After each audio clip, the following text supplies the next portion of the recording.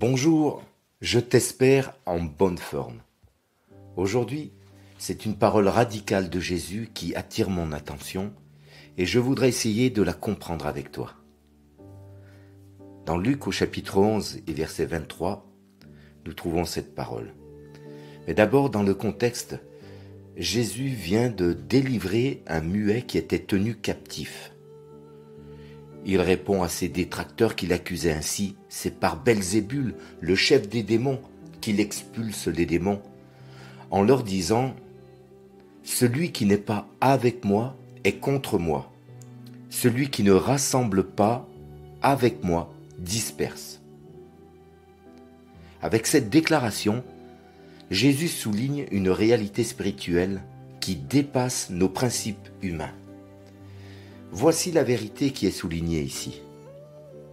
La neutralité n'existe pas dans le royaume de Dieu.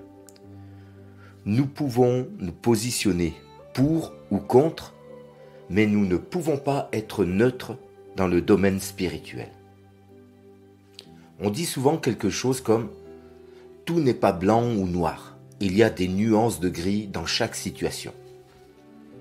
Si c'est en effet une réalité en ce qui concerne tous les conflits relationnels, ce n'est pas applicable à la vie spirituelle. La sagesse humaine nous impose de n'émettre un jugement que lorsqu'on a entendu les deux parties. On peut alors nuancer les propos d'un conjoint plaignant, par exemple, en écoutant les deux protagonistes.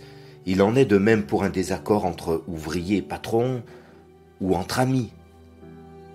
La justice humaine arrive parfois à trouver des circonstances atténuantes dans des affaires qui sont très délicates, comme quand il s'agit par exemple de légitime défense.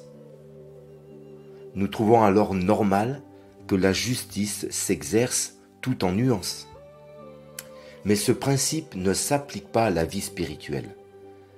Jésus nous appelle à prendre une position pour ou contre lui. On ne peut pas être neutre dans notre relation avec Jésus. Le choix nous appartient. Nous sommes libres, mais nous ne pouvons pas être neutres. Quand on considère de plus près la vie de Jésus, lui n'a pas été neutre ou nuancé dans son engagement à nous aimer. Il est allé jusqu'au bout, jusqu'à la mort de la croix, pour que nous soyons en paix avec Dieu le Père.